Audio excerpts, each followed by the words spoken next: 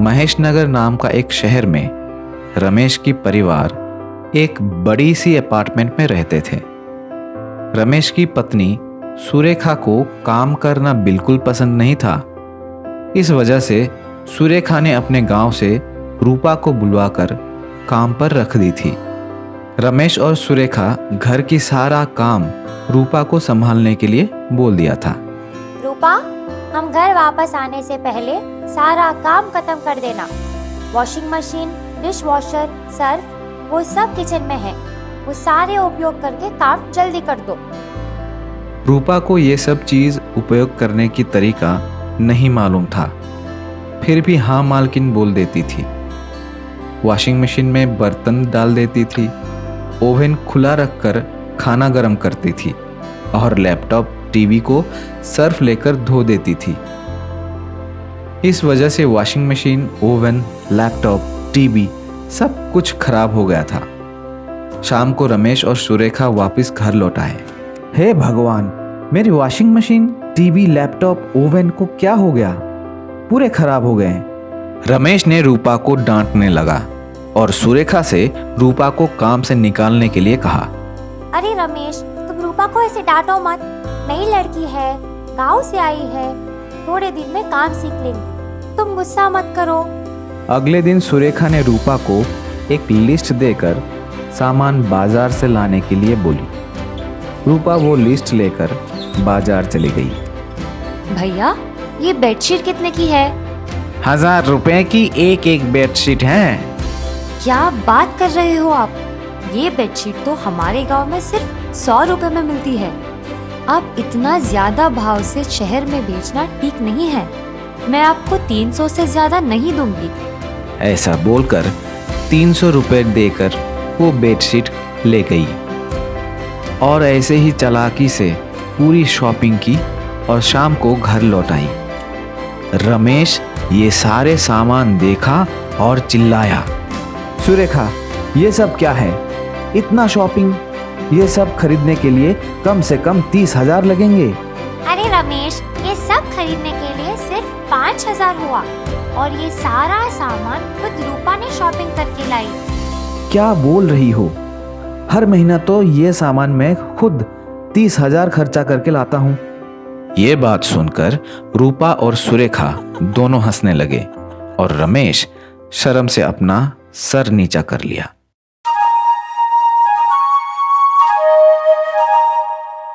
हैदरपुर नामक एक गांव में आकाश नाम का एक आलसी बच्चा हुआ करता था। आकाश को कॉलेज जाना बिल्कुल पसंद नहीं था। सारा दिन अपने मोबाइल लेकर घर बैठता था और शाम में अपने दोस्तों को मिलने बाहर चला जाता था।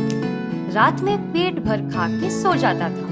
आकाश, तुम दिन ब दिन बहुत आलसी और नाकाम आदमी बन रहे हो। 2 हफ्तों से कॉलेज नहीं जा रहे हो। क्या हो गया तुझे?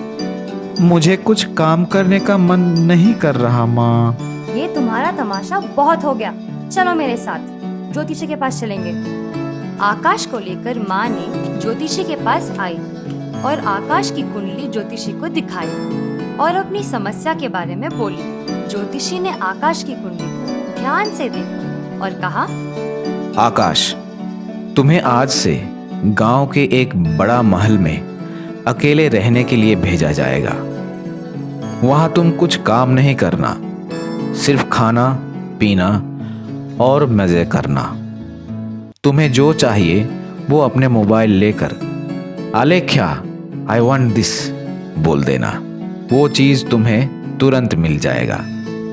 ये बात सुनकर आकाश बहुत खुश हुआ और बड़े महल में अकेले रहने चला गया और उस महल में मजा करने शुरू किया।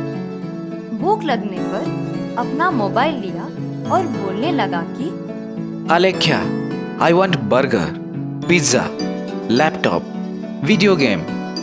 इस तरह महल में कुछ दिन आकाश मजा किया। हर रोज अकेला खाना, पीना, वीडियो गेम्स खेलना, टीवी देखना आकाश को पसंद नहीं आ रहा था। वो मोबाइल, लैपटॉप इस्तेमाल करके तंग हो गया और अकेलापन से बहुत उदास हो गया। घर जाकर अपनी माँ और उसके दोस्तों से मिलने का मन कर रहा था। तुरंत ही मोबाइल लिया और चिल्लाने लगा, आलेख्या, टेक मी होम। अरे आकाश, नींद में क्या चिल्ला रहा है? अब उठ जा, सुबह हो गया है बाबा। आकाश नींद से उठकर आश्चर्य हो गया कि ये सब एक सपना था। आकाश ने अपनी माँ की तकलीफ समझकर अपना व्यवहार बदलना चाहा। माँ, मैं आज से हर रोज कॉलेज जाऊंगा और घर का काम भी करूंगा। मेरी गलतियों के लिए मुझे माफ कर दो माँ। आकाश की बातें सुनकर माँ खुश हो गई और आकाश को गले लगा ली। मीना वर्सेस शीतल।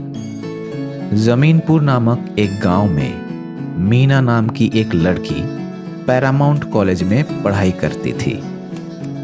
मीना दिखने में ज्यादा आकर्षक नहीं थी और सभी स्टूडेंट्स मीना को काली बोलकर चिढ़ाते थे। मीना की क्लास में शीतल नाम की लड़की बहुत सुंदर दिखती थी। एक दिन शीतल अपने बर्थडे के दिन नए सिल्वर वाले गाउन पहनकर कॉलेज को आई। सभी ने शीतल को देखकर ब्यूटीफुल, सुपर, ऑसम कहने लगे।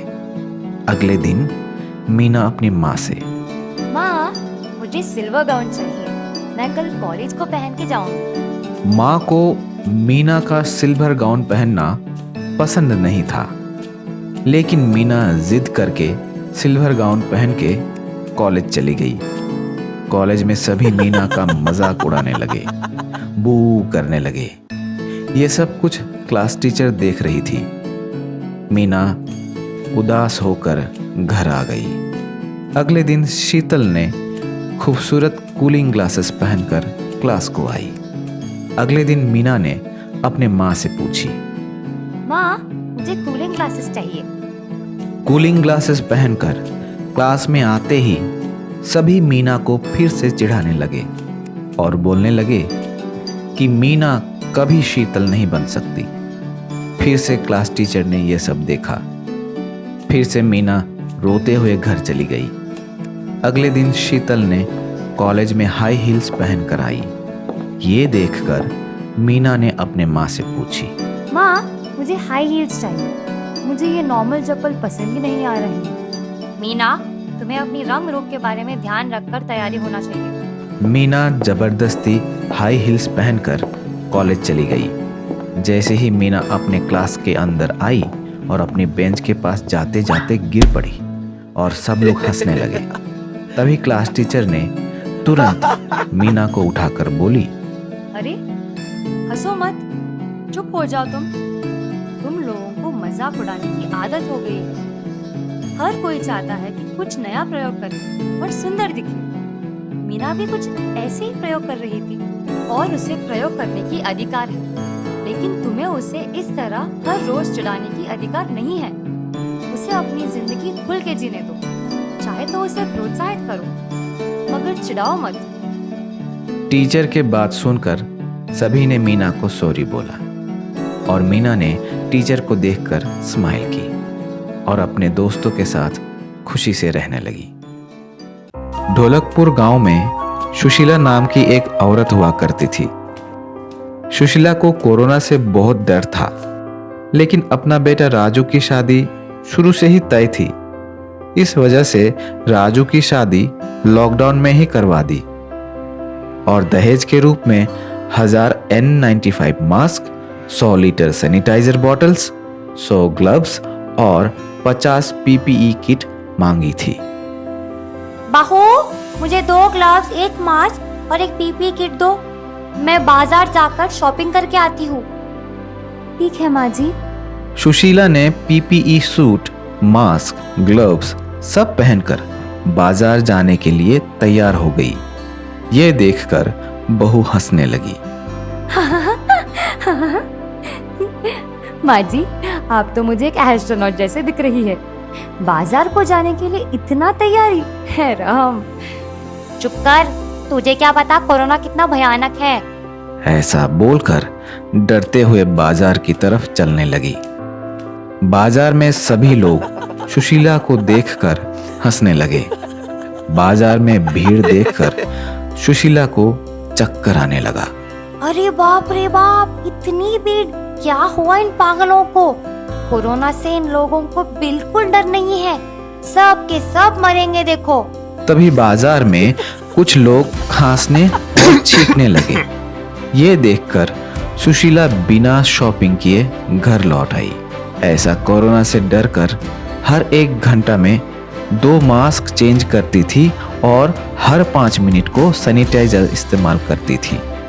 सोते समय भी मास्क नहीं निकालती थी। ऐसा हर रोज करते करते दहेज में दिया हुआ पूरा सामान अकेली ही खत्म कर दी।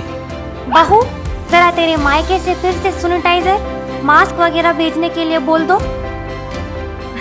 अरे माँ, उसे सैनिटाइजर कहते हैं, सैनिटाइजर नहीं।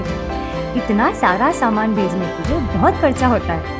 आप जरूरत के हिसाब से इस्तेमाल करें तो ये कोरोना का सामान 2 साल तक पूरी परिवार इस्तेमाल कर सकती है। सुशीला नहीं मानी और बहू ने अपने मायके से फिर से कोरोना सामान भेजने के लिए खबर भिजवा दी। थोड़े दिन के बाद सुशीला के हाथ जलने लगे और हाथों का रंग बदल गए और सांस लेना भी मुश्किल हो गया। तुरंत ही सुशीला को डॉक्टर के पास ले गए।